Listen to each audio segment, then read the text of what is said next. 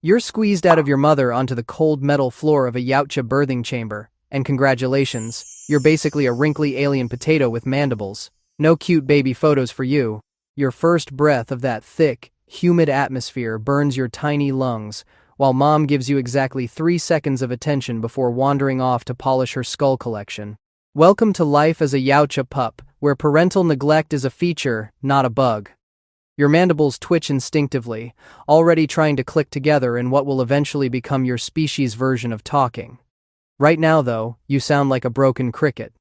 You're what they call a suckling, which is their fancy way of saying meat sack that screams a lot. Your mom might stick around for a few weeks, tossing you scraps of raw meat that taste like metallic roadkill, but don't get too attached. She's got hunts to plan and trophies to collect. By the time you hit your toddler years, you're already learning that everything in Yautja society revolves around one simple concept: kill or be a disappointment. Your first toys? Dulled wrist blades that you'll inevitably stab yourself with at least 47 times. Other Yautja pups become your first sparring partners. And let's just say playdates involve a lot more green blood than juice boxes. Your dreadlocks are just sad little nubs at this point, making you look like an angry pineapple with anger management issues. The older younglings mock you relentlessly, shoving you around and stealing your training weapons. But hey, builds character, right? Or trauma? Probably both. At age 7 or 8 in Yautja years, you graduate to what they call the youngling stage. Your training kicks into overdrive, and suddenly those dulled blades get a whole lot sharper. You're dragged into training arenas where scarred veterans beat the absolute snot out of you daily. They call it education. You call it legalized child abuse with extra steps. Your instructor, some battle-hardened elite with more scars than skin, doesn't believe in participation trophies. Mess up a combat drill? That's a backhand that sends you flying across the room. Show weakness? Get ready for a week of sleeping outside the clan quarters. Complain about anything? Well, let's just say some younglings mysteriously disappear during advanced training exercises. The worst part? You're starting to understand their clicking language properly now, which means you get to fully comprehend all the creative ways they're calling you worthless.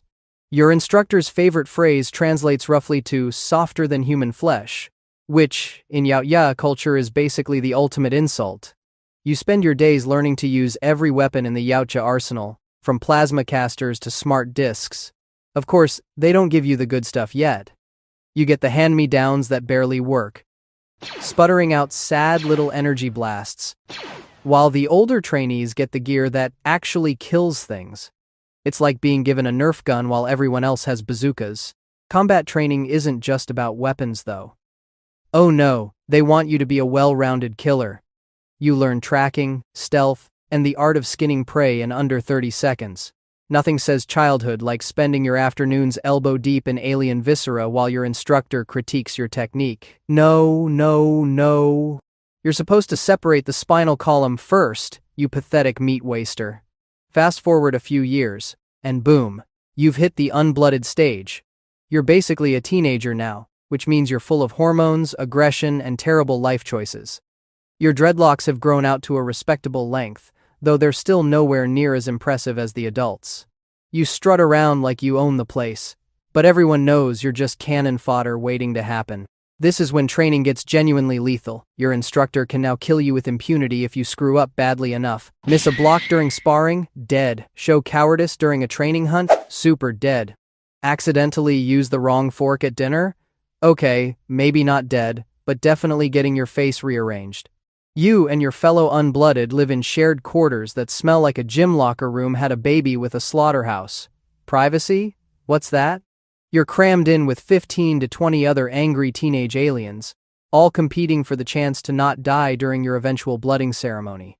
The testosterone levels are so high you could practically bottle the air and sell it as pre-workout. Group dynamics are fun too. There's always that one unblooded who thinks they're already elite material, practicing their victory roar in the mirror. Then there's the nervous one who everyone knows won't make it past their first hunt. You? You're somewhere in the middle, trying not to draw attention while secretly hoping everyone else fails spectacularly so you look better by comparison. The day finally arrives. Time for your blooding hunt.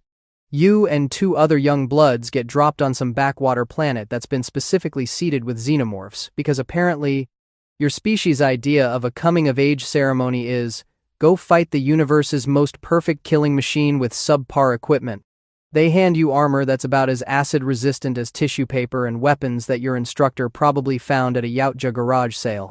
Meanwhile, you know the elders are watching from their cloaked ship, probably taking bets on which one of you dies first.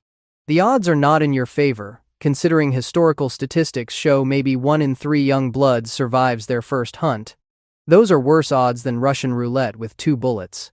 You creep through some ancient pyramid, your bio masks targeting system glitching because of course it is. Every shadow could hide a xenomorph. Every drip of water might be acid saliva. Your heart's pounding so hard you're pretty sure the xenomorphs can hear it from 3 levels away. This is what years of training have prepared you for, except suddenly all that training feels about as useful as a chocolate teapot. Then you see it, your first xenomorph. It's everything the veterans warned you about and worse. All teeth and claws and concentrated murder. Your partner freezes up, which is exactly what you're not supposed to do. The xenomorph doesn't hesitate though. 1 second your buddy's standing there, the next he's got a tail through his chest, and his last word is a gurgling click that probably translates to, Mommy. Now it's personal. You manage to actually kill a xenomorph through some combination of luck, adrenaline, and sheer panic. Time for the blooding ritual. You break off the dead alien's finger, trying not to think about how this is basically the galaxy's most dangerous arts and crafts project. The acid burns as you mark your forehead with your clan symbol. Congratulations, you're officially an adult. Your prize? Not dying. Yet. But wait, there's more. See, becoming blooded is just the beginning of your troubles.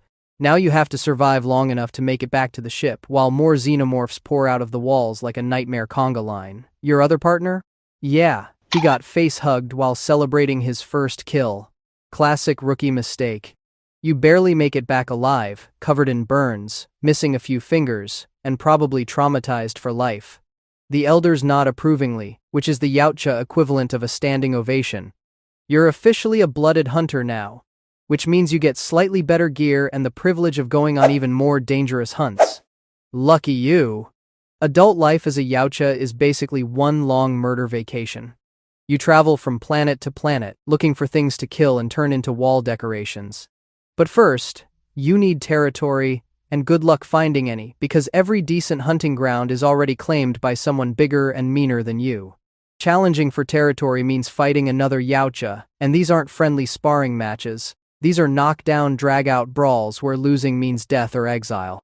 You spend weeks scouting for the weakest territory holder you can find, someone old or injured enough that you might actually stand a chance. Even then, it's a brutal affair that usually ends with someone missing body parts. Once you finally get your own hunting grounds, you have to defend them constantly. Every young punk looking to make a name for themselves sees you as a stepping stone. You can't show weakness, can't take a sick day, can't even limp without some ambitious young blood thinking it's their shot at glory.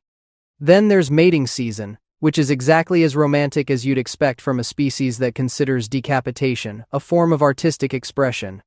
Female Yautja only notice you if you've got an impressive trophy collection and a decent territory. No trophies, no chance. It's like Tinder, but instead of posting gym selfies, you're displaying skinned corpses. The females are bigger, stronger, and way more aggressive than males. Courtship involves a lot of violent displays of dominance that make MMA look like ballroom dancing. If a female finds you worthy, great. If not, she might literally throw you off a cliff. Dating is rough when your potential partner can bench press a small spacecraft. Even if you successfully mate, you'll never see your offspring. They're the female's problem now. You just contributed some DNA and went back to your lonely existence of hunting and avoiding other predators who want to kill you. Father's Day must be really awkward on Yautja Prime. Years pass, decades, maybe even centuries if you're lucky and skilled enough. You rack up trophies, earn respect, maybe even make it to elite status. But age comes for everyone, even 7-foot-tall alien killing machines. Your reflexes slow, your strength fades. Those old hunting injuries start acting up every time the weather changes. Younger predators start eyeing your territory like hungry wolves. You can see it in their eyes during clan gatherings. They're measuring you up, noticing how you favor your left leg, how your plasma caster takes an extra second to charge. You're not the apex predator anymore, you're becoming prey. Your final hunt comes sooner than you'd like. Some hotshot young blood challenges you for your territory. You've been in 100 fights, but this time is different. Every move hurts. Every block comes a fraction too slow. The young punk is faster, stronger, hungrier. You put up a good fight because that's what you do. But deep down, you know how this ends. As you lay there, green blood pooling beneath you, vision fading to black, you can't help but think about the irony.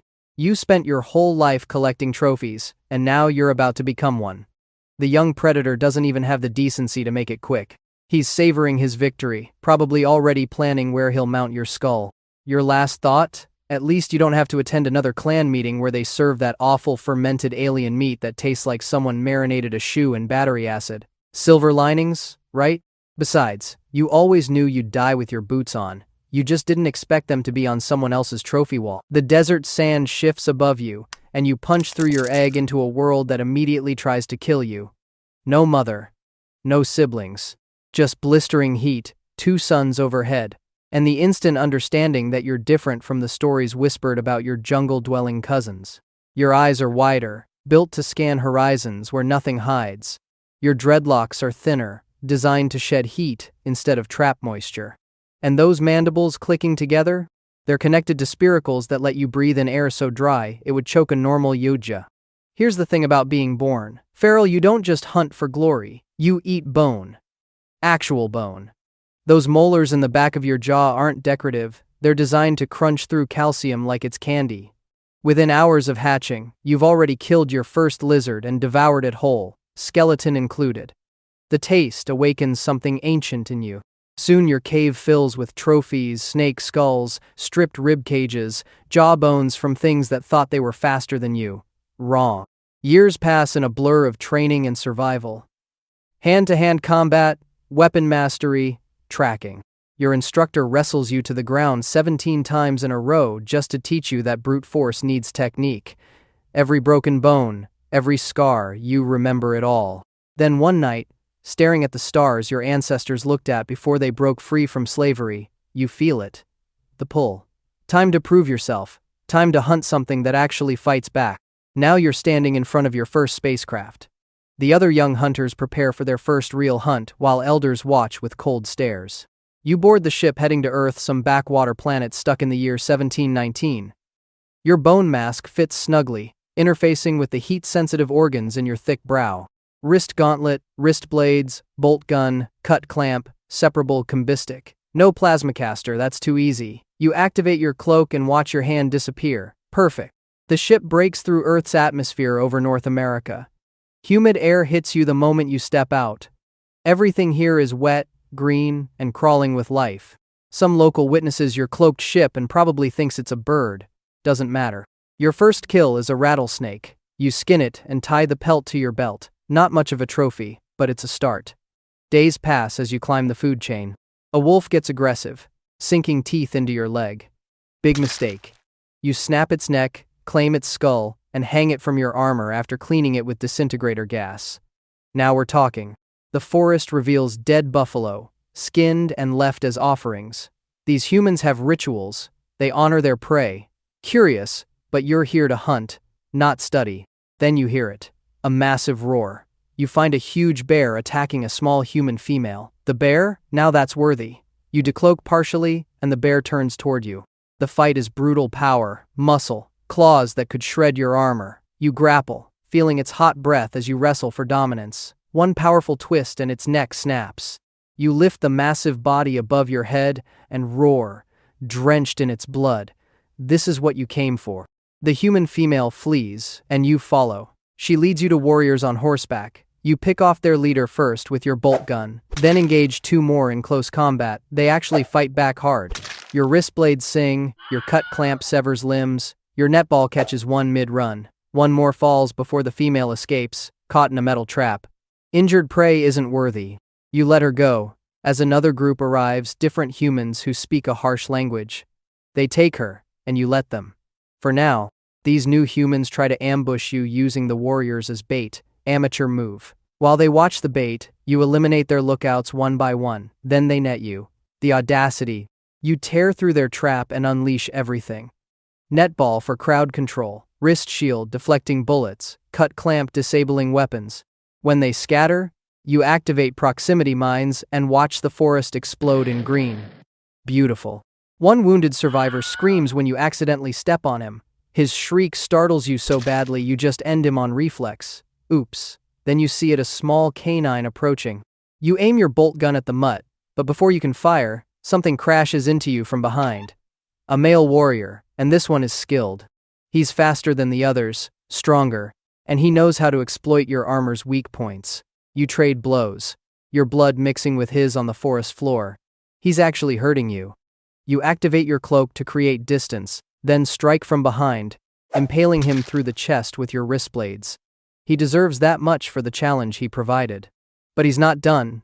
With his last breath, he stabs your leg with an animal skull, giving the female time to escape again. You finish him with your combo stick and watch as she disappears into the darkness with that annoying dog. Fine, let her run. The hunt is better when they think they have a chance. Night falls, and you tend to your wounds with your metacomp. The burns seal, the cuts close, but your pride stings worse than any injury. These primitive humans are proving more challenging than expected. Your blood, that darker green, that marks you as different from other Yautja drips onto the ground as you work. Maybe you underestimated them. Maybe that's what makes this hunt worth it. You hear whistling in the distance. A challenge. The female is calling you out. You find the scarred leader of those other humans, and in one swift motion, you separate his head from his body with your combi stick. Easy. But then something hits you in the back of the head. You spin around, mandibles flared in fury, and realize what happened. She used that man as bait and shot you with his weapon. Worse, she's taken your bone mask. Your mask. The one that connects to your very biology. Rage floods through you. No prey has ever dared to steal from you. This just became personal. You track her to a clearing with strange, soft ground that shifts under your feet. Trees surround the area perfect for an ambush. She drops from above, and the fight begins. This human female is different from the others. She knows your patterns, understands your equipment, and fights with a strategy you didn't expect from such a primitive species.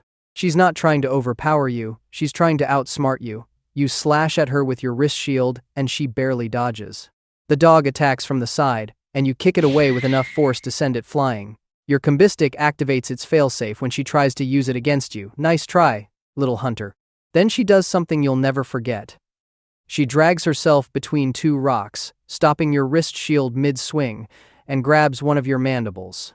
The pain is instant and white-hot as she tears it from your face. You roar, more from shock than pain, and your remaining mandibles click frantically. She's wounded you in a way that will scar forever, marking you as the hunter who was marked by prey. Your subspecies respects bone, and she just took part of yours. The ground beneath you shifts. Quicksand. She's dragged you into a trap. Your powerful legs struggle against the pull, sinking deeper. With your remaining strength, you haul yourself to the surface. Gasping through your damaged mouth, you raise your bolt gun, targeting her for the final time. Your heat-sensitive organs lock onto her position, the targeting laser of your stolen mask painting her position in your vision. You fire. The bolt streaks forward through the night air toward her head, and then you see it. Your own mask, your own technology. The laser pointing back at you. The bolt changes trajectory, mid-flight, guided by the mask's targeting system, and punches straight through your skull. There's a moment of realization, brief and crystal clear. She learned. She watched. She understood. Then everything goes dark. Your massive body slumps forward, your hunt ending not in a blaze of glory, but in a mud pit on a backwater planet, outsmarted by a prey species you thought beneath you. The female takes your head as her trophy, probably to prove to her tribe that she's a warrior worthy of respect. You do the same in her position. Somewhere above, your kin watch through their ship's sensors, analyzing the recording from your mask. They've witnessed everything. The new war chief of the Comanche just handed you the most humiliating defeat a feral predator has ever suffered. But in death, you've given them something valuable knowledge that this species, these humans, might be worthy prey after all. Your gene pool ends here, but your legacy as the hunter who underestimated his prey will echo through Yautja culture for generations. Ships arrive to retrieve your remains, or what's left of them. Maybe they'll study what went wrong. Maybe they'll return to challenge the one who beat you. Either way, your hunt is over, and the score is carved in bone. Human 1, feral predator 0. Not exactly the glorious ending you imagined back on that scorching desert, but at least you died doing what you loved. And, hey, that bolt gun shot? Absolutely perfect aim, even if it was technically your own face you were aiming at. You crack through the membrane of your birthing pod on some backwater moon your clan uses as a nursery, and right away something feels different about you. While the regular Yautja pups around you are squealing their first hunter's trill, yours comes out deeper, more guttural, almost feral. Your mother takes one look at your darker skin, your slightly elongated face, and those swept-back dreads already forming on your tiny head, and she knows exactly what you are, a super predator. A berserker breed. Congratulations, you're basically the problem child, before you've even taken your first step. The elders don't exactly throw a party when they see you. You and the other super predator younglings get separated from the regular pups faster than you can say blood feud. They put you in special training grounds where the rules are more suggestions than actual rules. While those jungle hunter kids are learning about honor codes and fair combat, you're being taught that winning is everything and style points count double. Your first hunt simulation at age 5 goes exactly how you'd expect. They release a captured animal into the training arena, some kind of space boar with tusks that could open a can of whoop-ass on most younglings. The regular Yautja kids are taught to give it a sporting chance, maybe let it see them coming. Not you. You drop from the ceiling, land on its back, and sink your developing wrist blades straight into its spine before it even knows dinner's been cancelled permanently. The trainer nods approvingly while the traditional instructors shake their heads. You're already living up to your subspecies reputation. Training gets more intense as you grow. By the time you hit your teenage years, you're 7 feet of pure muscle and bad attitude. Your skin's gotten darker, more reptilian, with scales that would make a crocodile jealous. Your face has elongated into what the regular Yautja call a snout behind your back, though nobody's brave enough to say it to your face. You and your 2 best buddies form a hunting pack because super predators always roll in threes. Call it tradition, call it strategy, or just call it having backup when things get spicy. The tech training is where things get really interesting. While those honor-bound jungle hunters are learning to use dual wrist blades and standard plasma casters, you get the upgraded stuff. Single blade, sure, but it's longer, meaner, and can be fired like a projectile when you really want to ruin someone's day. Your plasma caster isn't just a gun, it's a Gatling-style beast that charges up for devastating shots. Oh, and they hand you a couple of hellhounds to train. These aren't your average space puppies. They're tracking beasts with teeth that could chew through ship hulls and a loyalty that only extends to whoever feeds them last. Your biohelmet gets fitted when you turn 15, and this bad boy isn't your grandpa's mask. The vision modes are insane. Not only can you see heat signatures and electromagnetic fields, but you've got pulse detection that lets you track a heartbeat through solid rock. The helmet's also got vocal mimicry built in, perfect for those moments when you want to mess with your prey's head before you take it as a trophy. Your particular mask gets adorned with the jawbone of your first solo kill, a massive creature from your homeworld that definitely didn't see you coming. Fashion statement and intimidation factor all rolled into one. At 20, you're ready for the real action. The elders assign you to a game-preserve planet, and this is where the fun really begins. See, your clan doesn't believe in traveling to different worlds for each hunt. Too much work. Instead, you kidnap the most dangerous specimens from across the galaxy and dump them on your own personal hunting playground. Home field advantage, every single time. Your first group includes some serious contenders. Warriors, killers, survivors from a dozen different species. You and your pack brothers spend days setting up the hunt.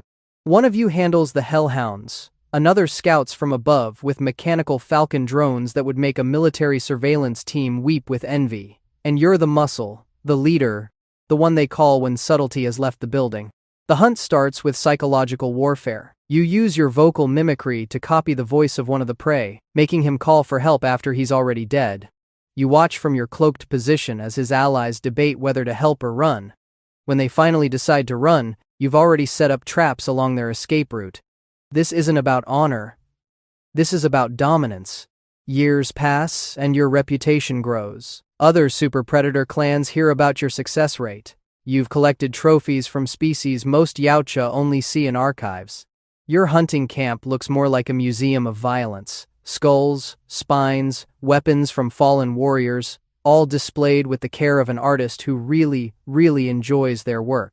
But here's where things get complicated. Remember that blood feud with the Jungle Hunter clan? Well, it's not just philosophical differences. Those traditional Yautja think you're corrupting the ancient ways, that your methods are beneath a true hunter. You think they're stuck in the past with their precious codes while you're evolving the art of the hunt. This disagreement occasionally explodes into full-blown combat when you cross paths. One day, you capture a jungle hunter who wandered too close to your preserve. Instead of giving him an honorable death, you string him up on a totem in your camp. He's still alive, a living insult to his entire clan. You feed him just enough to keep him breathing, a trophy that screams instead of staying silent on your wall. Your pack brothers think it's hilarious.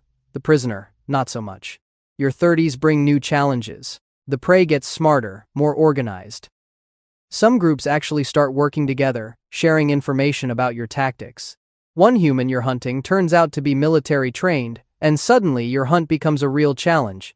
He sets counter traps, uses mud to hide his heat signature, and actually manages to wound one of your pack brothers with improvised weapons. The thrill is intoxicating. You adapt by getting even more ruthless. Why fight fair when you can fight smart? You start using bait tactics, leaving wounded prey alive but immobile to draw out their allies. Your hellhounds get trained to drive targets into killing zones. Your falcon drone gets upgraded with targeting systems that can paint multiple enemies at once. You're not just a hunter anymore. You're a one-predator army with a really bad attitude. Romance isn't really your thing, but breeding season demands participation. Female superpredators are just as aggressive as the males, and courtship basically involves proving you can survive their affection. Your first attempt at mating ends with 3 broken ribs and a dislocated shoulder. She considers this foreplay. The second attempt goes better, meaning you only need minor medical attention afterward. Eventually, you succeed. And somewhere out there, your genetic legacy continues. You'll never meet your offspring, of course. That's what the nursery moons are for.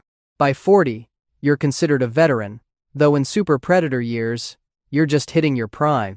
Your preserve has become legendary among your kind, a perfect hunting ground where the prey never stops coming and the challenge never really ends. You've modified your equipment so many times that the tech barely resembles standard issue anymore. Your plasma caster has enough firepower to punch through vehicle armor. Your wristblade has serrated edges that would make a chainsaw feel inadequate. Even your cloak has been modified to last longer and bend light more effectively. Then comes the day that changes everything. A group of prey, unlike any you've hunted before, arrives on your preserve. They're organized from the start, skilled, and worst of all, unpredictable. One of them figures out how to use your own equipment against you. Another discovers your trophy camp and frees that jungle hunter you've been keeping as a lawn ornament. Suddenly, you're not just hunting. You're in an all-out war. The battle is glorious and terrible. Your pack brother with the hellhounds gets taken out by explosives. Your other brother falls in single combat with a blade-wielding warrior who shouldn't have lasted 10 seconds but somehow matches him strike for strike. Now it's just you, and your prey has gotten bold. You manage to recapture the jungle hunter and challenge him to combat, not because of honor but because you want to prove your superiority once and for all. The fight is brutal. He's weak from captivity but still dangerous. You're stronger, better equipped, but he knows all the traditional moves you've spent years learning to counter. In the end, you win, taking his head as your greatest trophy yet. But the victory celebration gets cut short when you realize the last remaining prey has gotten to your ship. You remote detonate it because if you can't leave, neither can he. The explosion is beautiful, really brings out the color of the sunset. You track him back to your camp where he's trying to protect another survivor. This should be easy pickings. You power up your plasma caster, ready to end this hunt in spectacular fashion. The prey looks exhausted, defeated. You savor the moment, letting the weapon charge to maximum power. This will be a kill worth remembering. You can already imagine the skull on your wall, the new jawbone for your mask. Maybe you'll even keep a recording of his final words. That's when he lights himself on fire and charges straight at you with a bone axe. Wait, what? Nobody mentioned anything about tactical self-immolation in the hunting manual. Through the flames and smoke, you can barely track his heartbeat, and suddenly that upgraded vision mode isn't helping much when your target has become a human torch. The axe comes down, and your last thought before everything goes dark is that maybe, just maybe, those jungle hunters had a point about giving prey a sporting chance. Actually, no. Scratch that. Your last thought is wondering if your hellhounds remembered to use the automatic feeder you installed, because those things get really cranky when they're hungry, and the last guy who forgot to feed them ended up as a chew toy. Actually, never mind. That's not your problem anymore. You wake up strapped to a metal table, your vision blurry, and your body screaming in ways you never knew possible. Welcome to consciousness, you magnificent genetically modified nightmare.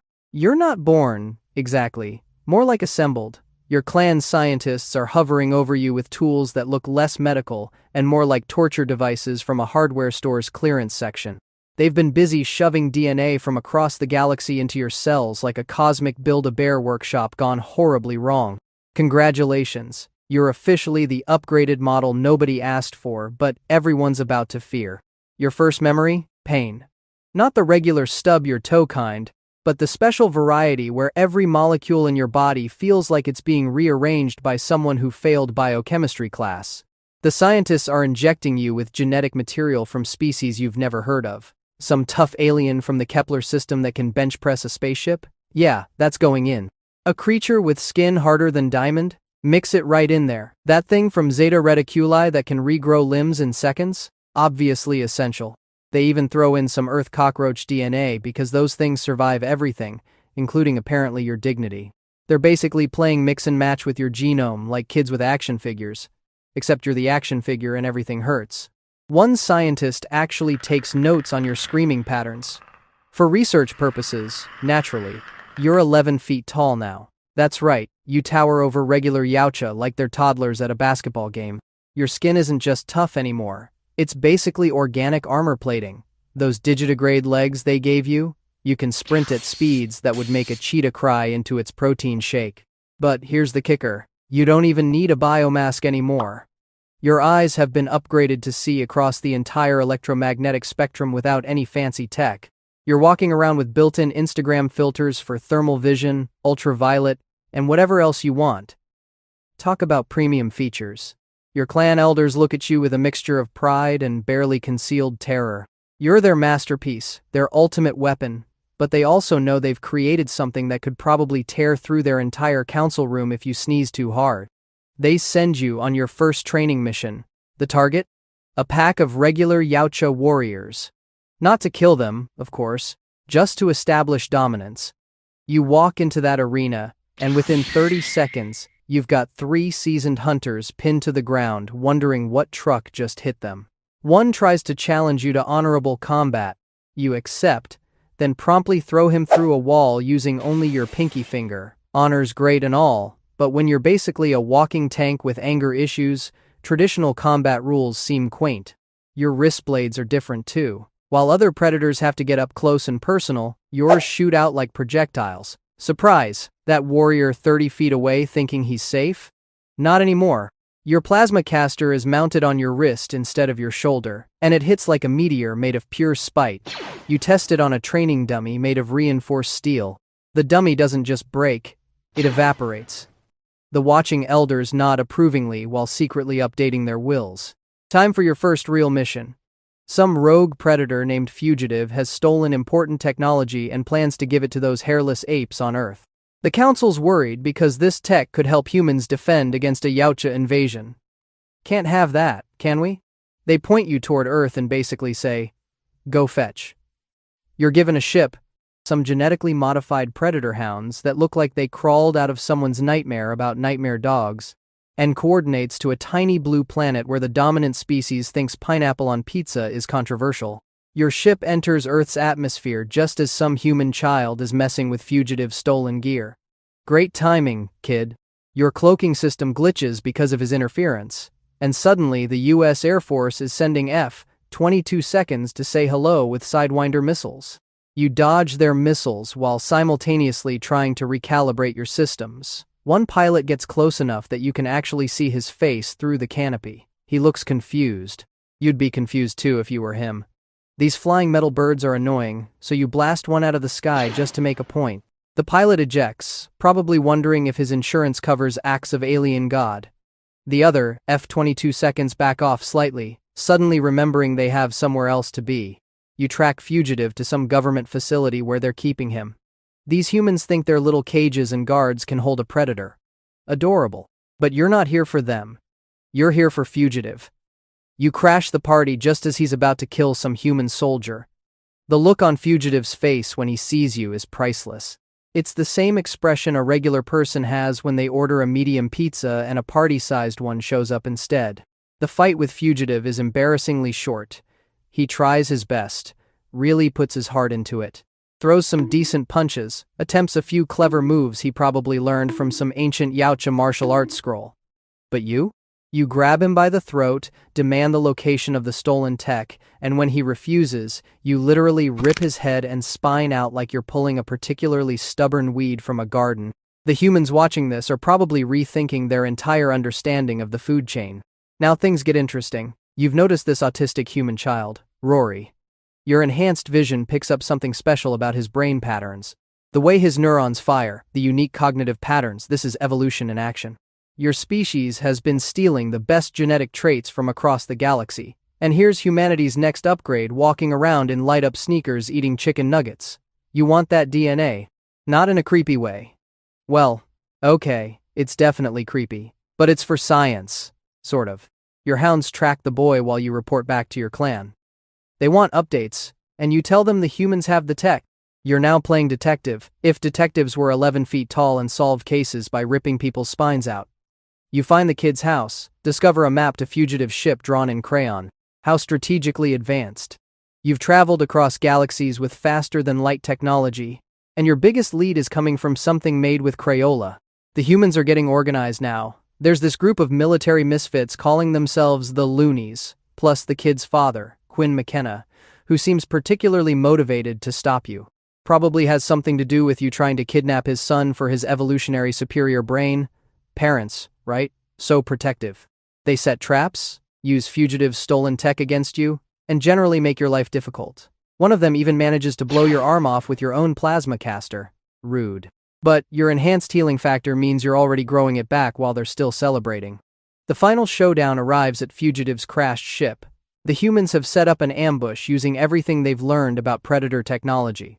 McKenna's got Fugitive's gear, his team has weapons, and they're all positioned strategically around the ship. You walk right into it because, honestly, what are they going to do? You're the ultimate predator. You've got redundant organs, self-healing exoskeleton, and enough firepower to level a city block.